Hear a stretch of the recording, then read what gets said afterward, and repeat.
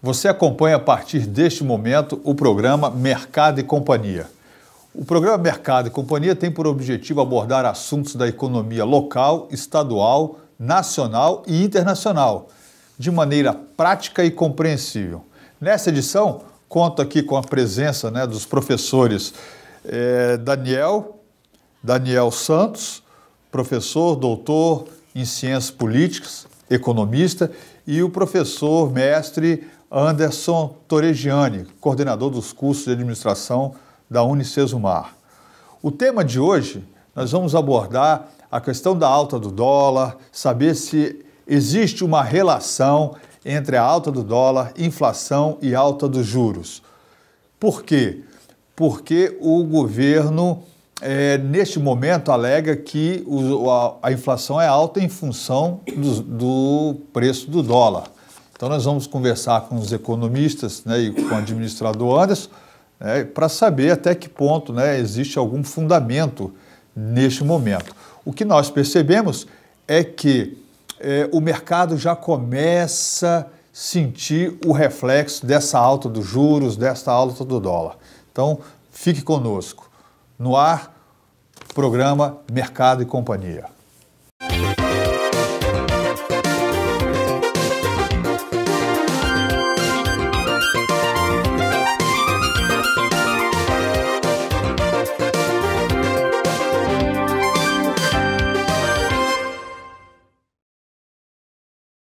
Você que nos sintonizou agora, que ligou agora a TV, você está no programa Mercado e Companhia.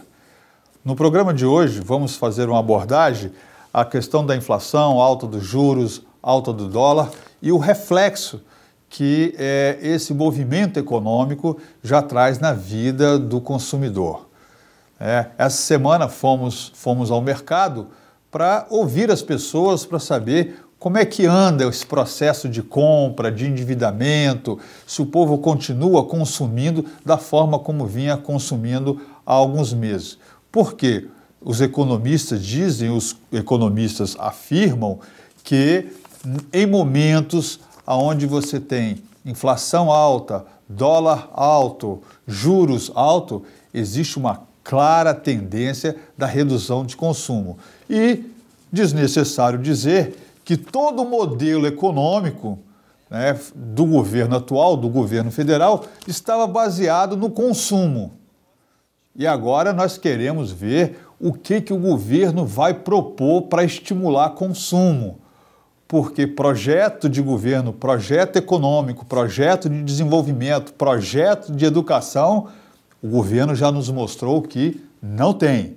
Então, fomos à rua para saber o que o povo como é que está vivendo esse momento. Vamos acompanhar a matéria. Na hora de pagar as compras, os parcelamentos longos no cartão de crédito não têm sido mais um atrativo para os consumidores. Apesar das vantagens de dividir o valor em 6 vezes sem juros, segundo a gerente desta loja, quem compra aqui prefere o débito ou o parcelamento mínimo. Hoje nós observamos que nossos clientes têm optado por parcelas menores. Nós damos opções até em 6 vezes, não tendo nenhuma diferença a mais para o cliente. Mas ele tem optado sempre ou para o vencimento, débito, ou no máximo em 3 vezes. Em comparação aos meses de julho e agosto deste ano, houve um aumento de 14% no número de endividados aqui em Maringá. Em contrapartida, segundo economistas do SPC Brasil, a população tem colocado o pé no freio quando o assunto é consumo. Tem se evitado aquelas longas parcelas no cartão de crédito para evitar possíveis dívidas futuras. O senhor prefere pagar à vista ou dar aquela parceladinha básica? Se eu tiver dinheiro na mão, à vista, aí eu tenho a pechincha, né? Geralmente pagar à vista, mas às vezes eu não tenho condições, então eu parcelo. E eu gosto de comprar à vista. Porque a prestação, né? A gente paga, quando o mês já apura um pouquinho, então a gente paga à vista já, que fica melhor. Nesta loja de imóveis do bairro Jardim Liberdade, aqui de Maringá, a realidade é outra. 70% das vendas é feita no crediário. A minha venda aqui, a maioria é no crediário. Por quê? Porque meus clientes, a maioria são pessoas idosas, por ser uma loja de bairro, né? Então eles preferem no crediário, eles não acreditam muito no cartão de crédito e não acreditam muito no cheque. Eles preferem, eles são todos aposentados. Eles pegam o salário deles e vêm, pagam, são todos muito fiéis às compras, pagam tudo muito certinho, tudo muito certo mesmo. Não tem assim, da população de idoso não tem o que reclamar. Na contramão, segundo o Serasa, 25% dos inadimplentes têm mais de 65 anos. Mas não é o caso da dona Terezinha, de 85, que garante pagar tudo certinho.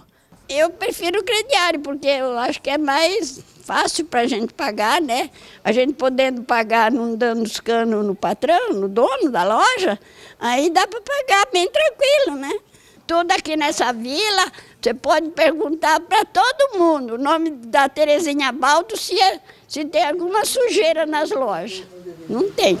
E a senhora pretende continuar comprando aí no crediário? Se eu puder, eu compro crediário. Se eu puder comprar, eu compro dinheiro também, né? Veja, professor Anderson, professor Daniel, quem mais sofre, né, com esses momentos inflacionários, com essa alta de juros, é a classe mais carente, é a classe que tem menos posses, porque certamente eles não sabem quanto estão pagando de juros. Certamente hoje, né, um crediário, um cartão de crédito não estão cobrando menos do que 100% ao ano. Então, note que normalmente a população brasileira se acostumou, né, a pagar a parcela que cabe no bolso. O problema é que ele não sabe muitas vezes que a parcela que cabe no bolso, né, tem juros de 100%, 200%. Em alguns casos, né, em 18 meses, por exemplo, temos produtos aí com 300% de aumento. Então, para que nós possamos, né, ter conhecimento desse momento, né, de inflação, de dólar alto, de taxa de juros em alta, né, eu vou convidar o professor Daniel Eduardo dos Santos, né, doutor, economista, doutor em ciências políticas, para que nos mostre, nos fale, né, de como é que acontece isso, professor. Existe alguma relação entre a inflação brasileira e a alta do dólar? Porque o governo diz que a inflação cresceu em função da alta do dólar. Existe alguma relação neste exato momento, no caso do Brasil? Professor, na realidade, quando a gente pensa sobre essa relação entre o dólar e a inflação, existe porque nós estamos falando de um mesmo ambiente econômico, não é? Quer dizer, existe com certeza uma influência, mas é importante ressaltar que o peso maior da inflação no Brasil hoje não é por causa do dólar, porque quando a gente considera o Brasil no último ano, por exemplo, nós estamos falando que nós estouramos nosso limite de inflação já, não é? Que era de 6,5 no teto, 4,5, mas com variação de 2 para cima e 2 para baixo. Nós estamos já a 6,5 com o último ano já de inflação, mesmo com o 0% que foi dito que teve em julho agora. O que acontece com a gente é que o dólar estava baixo, não é? E com o dólar baixo nós tivemos uma inflação alta nesse último ano, porque o dólar subiu agora no último mês e meio, 2 meses praticamente, dizendo assim em termos gerais, né? Então a relação direta entre o dólar e a inflação não existe. O que nós temos no Brasil hoje com inflação é fruto direto, claro, da política econômica do governo, que é expansionista. Então, o governo emite muita moeda, o governo aumenta com limites os créditos aos bancos para consumo, não é? Isso está em expansão, o limite de crédito. E também, o outro lado disso é que o governo ele é gastão. Né? Nosso governo brasileiro ele é gastão, e nós estamos dizendo assim no sentido mais claro possível, porque o nosso governo brasileiro hoje... E gasta bem ou gasta mal, professor? Bom, está gastando em obras como o PAC, né? Quando você pensa no PAC, o PAC tinha uma projeção, só um exemplo, uma obra, vamos falar de Brasil, uma obra do PAC era de 4,5 bilhões de reais, que é a transposição do Rio São Francisco, que era de 2006 para ficar pronto em 3 anos. Nós estamos em 2013, não está pronto ainda e já se tem hoje 20 bilhões de gastos no PAC e não está pronto ainda essa obra apenas, tá? Então, quer dizer, a gente sabe que se o governo brasileiro fosse uma empresa já estaria quebrado faz tempo, né? As ações do governo, tanto com o PAC quanto na economia, que tem mostrado é que geralmente falta o tal do planejamento. Projeto, né? O projeto. Ou seja, se executa uma determinada obra e quando você vai tomar conhecimento a respeito dela, analisar, ela foi empreendida a ação sem projeto algum. Né? Como tem o caso da ferrovia, onde a ferrovia não tem como chegar ao fim porque não fazia parte do projeto. Né? Então, e isso influencia na questão da economia. E a gente vê que, no quadro geral, está faltando uma política de governo quanto a isso.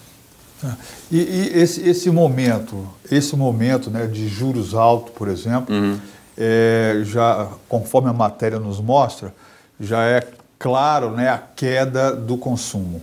O que vem a me preocupar é esse ciclo, é um ciclo vicioso. Vicioso, isso né? mesmo. O povo vai deixar de comprar, a indústria deixa de produzir.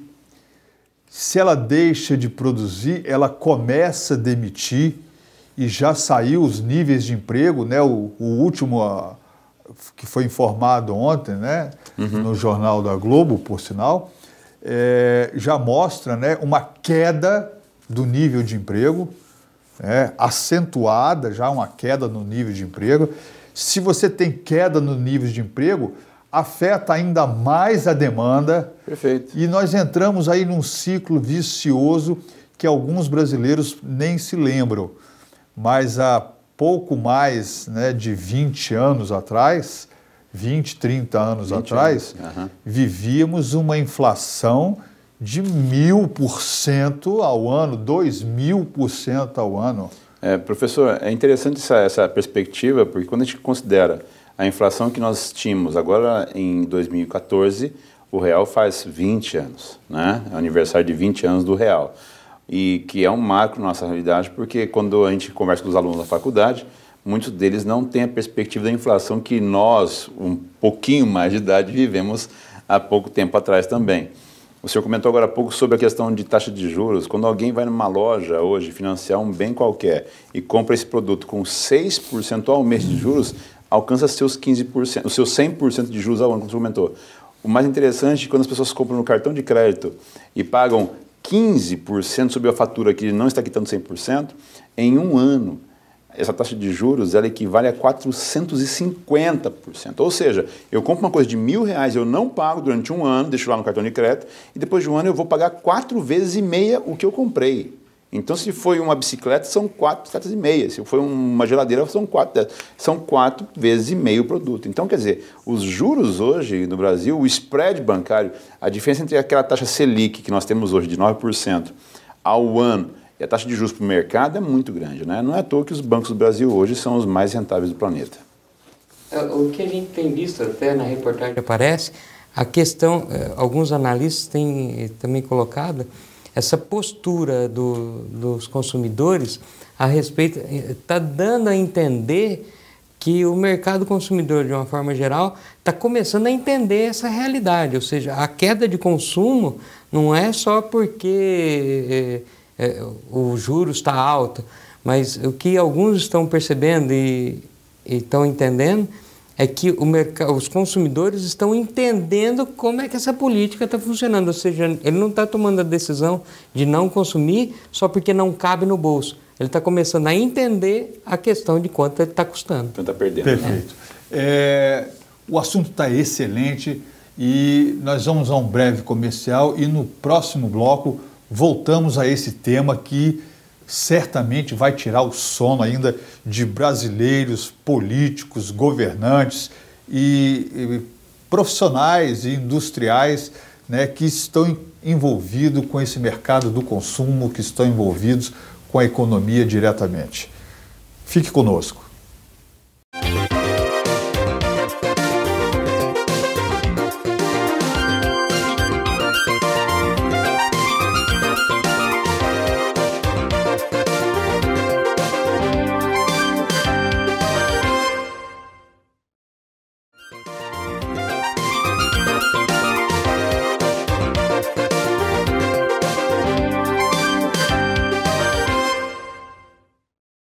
Você que sintonizou agora a sua TV, você está no programa Mercado e Companhia.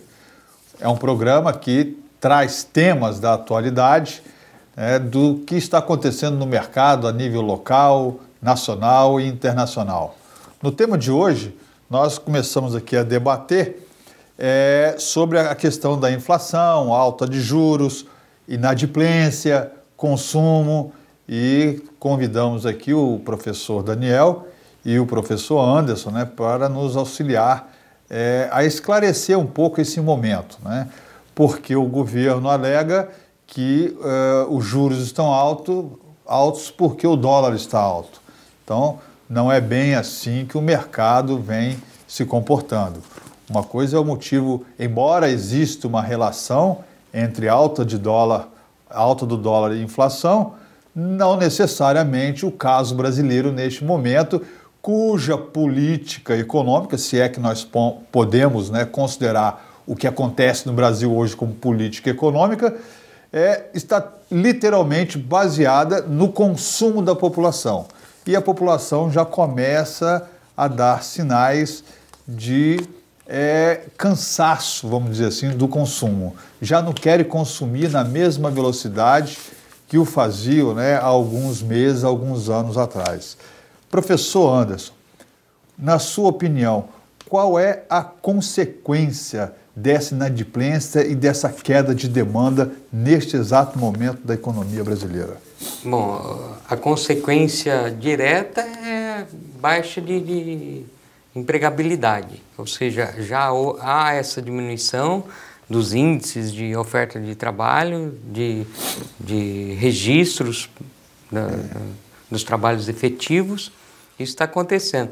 Mas, por outro lado, alguns analistas eles estão vendo esse movimento da economia como algo positivo, como a gente já falou. Ou seja, eles estão entendendo que o consumidor está começando a entender como ele deve se comportar perante essas questões de economia. Ou seja, eles estão deixando de consumir não só porque o juro aumentou, porque o dólar está alto, mas eles estão já prevendo um possível problema que ele vai enfrentar no futuro, ou seja, da renda dele diminuir ou dele perder o emprego dele. Então, eles estão pensando na questão da economia pessoal de cada um. Então, é um movimento que está chamando a atenção atualmente a respeito disso. Eu gostaria de concordar com isso, mas nesse aspecto eu não compartilho dessa linha de pensamento, porque eu acredito que o Brasil ainda não alcançou um nível cultural suficiente de enxergar a sua realidade com esse perfil que o professor comentou. Seria ótimo se fosse isso, mas nós ainda temos um povo que é muito reativo, não é? Na verdade, a redução de consumo hoje, no meu ver, se dá em função do limite já estar todo exaurido, já se consumiu o que podia consumir, o dinheiro acabou, já estou endividado, então eu parei de consumir, E quando se fala em consumo, também existe uma situação interessante que é favorável, professor, como o senhor comentou, de que a migração do consumo, quer dizer, tem pessoas que estão deixando de consumir as coisas, bens de consumo não duráveis ou outros bens de menor valor, para investir o seu recurso, o seu dinheiro, os seus salários em outros bens, como imóveis, por exemplo, como terrenos. Então isso é importante porque são investimentos, não é? Mas quando se fala no Brasil em qualidade do consumo, nós estamos ainda aquém. Por quê? Porque essa relação entre trabalho e consumo é interessante, não é? Mas no Brasil nós temos um consumo que estava em crescimento com uma atividade industrial em decrescimento. Por quê? Porque aquilo que a gente consumia no Brasil era a maior parte importada. E então nós exportarmos salários para fora, que a gente entregava nosso dinheiro para consumir produtos importados.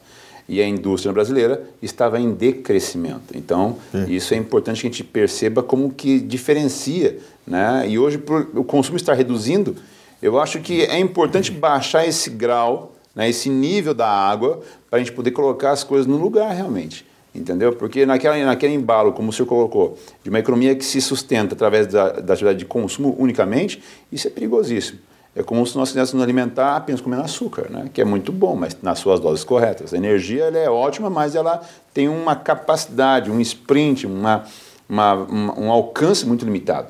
Enquanto que a atividade industrial, agroindustrial, outros investimentos, isso se prolonga por muito mais tempo, né? Quer dizer, os benefícios são sentidos muito mais tempo do que apenas o consumo. Acho que vale ressaltar aí, vale a gente mencionar a questão da aquisição de automóveis. Nesses últimos tempos houve uma baixa do consumo, ou seja, que mostra que o consumo ele se dirigiu a outros bens. Isso. Né? Então, esse mercado consumidor, eles estão investindo em outros elementos. Mas a notícia que saiu essa semana já dá sinais de que as concessionárias de veículos voltaram a financiar o carro com 60 meses. Isso. 84 meses, né? Temos que lembrar, acho que vale também a gente lembrar mais um programa do governo que tem o programa pontual, da Minha Casa, mas daí o cara não dá a casa, mas o povo não tem condições de mobiliar a casa. Aí fez aquele programa da Caixa Econômica. Minha Casa Melhor. Minha Casa Melhor, onde o cara pode investir, ou seja, se endividar para mobiliar a casa dele, comprar TV. Não, e professor, desculpa, eu estou prolongando um assunto aqui nesse assunto, mas nos projetos que eu já fiz junto ao BNDES, eu nunca peguei uma taxa de 4% ao ano para uma indústria. Agora se consegue 4% ao ano para comprar móveis, comprar eletrônicos. Então, assim, é para perceber como que a importância e a visão que se dá para a atividade industrial, a atividade produtiva brasileira, comparado àquilo que se considera somente a cereja do bolo, que é o consumo, né? Perfeito. A parte de estrutura das indústrias, ou seja, aquela reestruturação, ou falar negativamente, a questão do sucateamento da nossa indústria, ela está de uma forma efetiva e muito clara. Né? Então, esse é o outro lado de tudo isso que a gente está falando. Perfeito. Então, professor, eu poderia, professor Anderson, professor Daniel, eu poderia aqui, então, afirmar que por exemplo, a alta do dólar tem por objetivo inibir o consumo no Brasil. Se eu consigo inibir o consumo, eu altero a balança comercial, porque eu deixo de importar consideravelmente e, de certa forma, empobreço o povo brasileiro, porque o salário dele é desvalorizado, se nós pensarmos em termos de dólar, e o nosso produto fica competitivo, na verdade, não porque temos uma indústria de alta tecnologia, mas porque temos mão de obra barata, né? Mão de obra que isso vai se refletir nos custos de poucos exportadores no Brasil, e com isso o governo equilibra uma balança que, por outra via, né, da redução dos seus gastos ou da otimização dos seus gastos de forma responsáveis, poderia ter, né, um modelo econômico muito mais voltado para o desenvolvimento. Vale ressaltar, professor, a questão que muitos dos brasileiros gastaram a sua poupança em viagem ao exterior. Então, quando você aumenta o dólar, você também inibe essa viagem ao exterior. Então, não só o consumo de produtos, mas também as viagens ao exterior.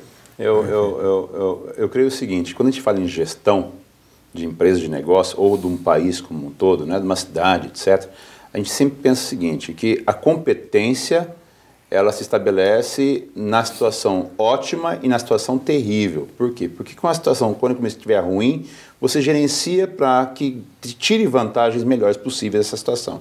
Por que eu digo isso? O dólar mais caro agora não é fruto da ação brasileira, mas sim da capacidade de recuperação econômica americana que cresce hoje sem inflação. Então estão crescendo em níveis reais, sem inflação. O crescimento deles é seguro. Então, o que ocorre é que o Brasil, quando alguém compara o Brasil com os Estados Unidos, vai assim, bom, os Estados Unidos está crescendo bem e com segurança, o Brasil cresce, mas tem inflação, tem um governo lá meio assim, né? Então, o que ocorre é que eles vão para os Estados Unidos. Aí, a afluência de capital daqui para lá é maior. Portanto, o mercado reage a isso e o dólar sobe. O ponto nosso do Brasil hoje, professor, que o senhor comentou, que eu acho que é interessante a gente pegar e trabalhar nesse sentido, é que com o dólar mais caro, realmente, né, essa inversão da balança acontece, mas ainda assim é importante que a gente aproveite o máximo disso, com a exportação, com a redução de importação, com garantia de trazer dinheiro novo para o Brasil, fazer dinheiro novo aqui dentro, né? E quando o dólar voltar a inverter, se isso acontecer algum dia, que demorará mais do que os próximos 6 meses, 1 ano, isso não vai mudar tão cedo, né? Vai ficar travado nos 2,40, 2,50 no próximo ano, com certeza. O que vai ocorrer é que quando o dólar voltar a baixar, nós estamos um pouco mais ricos, nós temos mais capital, nós temos mais dinheiro em dólar no Brasil, poder fazer novos investimentos. Então nós temos que aproveitar todas as situações, né? E o Brasil hoje ele gasta muito mais para tentar esfriar o dólar, né, com venda de dólar no leilão, do que simplesmente poder garantir eficiência, como o senhor colocou agora há pouco, né? Nós estamos vendendo lá para fora não por eficiência, mas por uma questão pontual de dólar e real. Perfeito, professor. Estamos chegando ao final do programa, lembrando a você que o programa estará disponível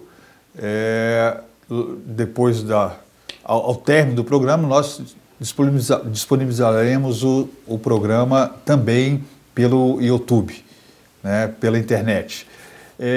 Professor Anderson, 1 minuto para as considerações finais. Falta gestão econômica nesse país? Olha, aí eu vou ressaltar aqui o que o professor falou, a situação ela é periclitante, né? O que, na minha ideia, o que está faltando é extremamente a gestão do governo, porque a questão da política econômica é o governo ou os governos que dão as cartas, e o nosso governo não está fazendo isso. Então, todo o desenvolvimento que a gente vê em termos de indústria, de mercado, quem está tomando posições é o mercado, né? Ou seja, é a iniciativa privada que está tomando iniciativas. E o governo está preocupado já com questões eleitoreiras, né? E se preocupando em manter a sua imagem para esse futuro próximo. Então, aqui para nós, eu acho que vale a pena a gente também ressaltar que a gente tem que tomar uma postura de política econômica de futuro, ou seja, analisar bem a situação para você poder fazer o planejamento das suas ações de futuro próximo. Obrigado, professor. Professor Daniel, o que está faltando nesse exato momento na equipe de economistas do governo? Eu acho que a equipe do governo de economistas ela não está ruim. O que é o nosso problema diz respeito a nós estamos visualizando exatamente que política deve ser cumprida, né? Quer dizer, a economia ela tem suas peculiaridades, mas a política econômica é reflexo de todos os interesses que envolvem, né? O governo com a política, tudo isso é um reflexo. Então eu acho que a nossa política tinha que ser um pouco mais assertiva, voltada para beneficiar realmente a população, o empresariado como um todo, e não apenas uma questão pontual, entendeu? Eu acho que falta, na realidade, é isso. Assertividade, né? Macro, né? Visão de macro planejamento do Brasil como um todo. Perfeito. Chegamos ao final de mais um programa. Quero agradecer a presença do professor Anderson, do professor Daniel, e fica a mensagem, né, para o governo federal, né? Encarecidamente, não destruam o Plano Real, né? A inflação não é um fenômeno herdado do Plano Real. Quando nós fizemos o Plano Real há 20 anos, nossa inflação não era nem inflação, era deflação. Então, né, quem se lembra daquele momento, nós comprávamos dólar a 80 centavos. Então, não é a realidade hoje. Então, vale para a equipe econômica, né? Não destrua o Plano Real, porque o povo quer consumir, o povo quer investir na própria economia e o povo quer participar desse momento de prosperidade das nações. Até o próximo programa. Mercado e Companhia fica aqui e espero ter a sua audiência no nosso próximo programa. Tchau!